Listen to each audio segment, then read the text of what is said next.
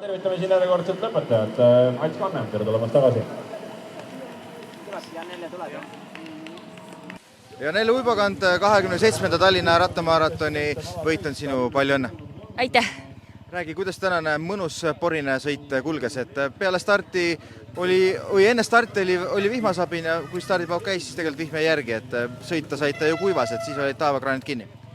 Jah, ülevalt nagu vett kaela ei tulnud, aga rada oli ikka märg ja mulle iseenesest just ei meeldi rattaga nagu väga vihmas sõita ja märjas sõita, aga midagi muud üle ei jäänud ja iseenesest Tallinna maraton on üks mul lemmikuid sõite tegelikult, et kui siin oli isegi tegelikult siin singleid välja võetud, mis oli nagu natuke kurb isegi, aga võib-olla sellise märjama ilmaga oli see nagu isegi hea.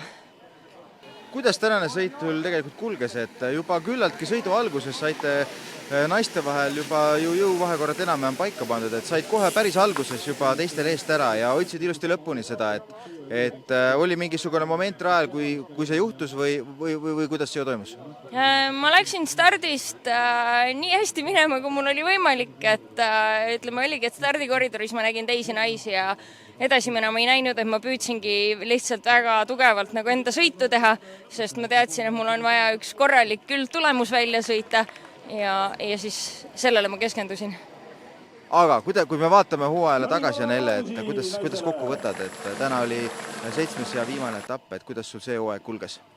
Ma ütleksin, et täna on vist hooaja kõige parem päev olnud, et hooaja algus oli üldiselt juba väga raske, et mul on kui siin on muidu varasematel aastatel ka olnud haigusi ja vigastusi, siis sellele hooajale tulin nagu väga suurte kahtlustega tegelikult vastu ja siin ei olnud just etappidel väga palju õnne ka, et olin haige või kukkusin või oli tehnilisi probleeme ja neid oli väga paljudel etappidel, nii et ma tulin selles mõttes nagu üsna ebakindlalt siia viimasele etapile ja proovisingi lihtsalt keskenduda sellele, millele nagu sain.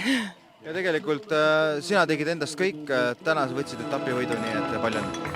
Aitäh!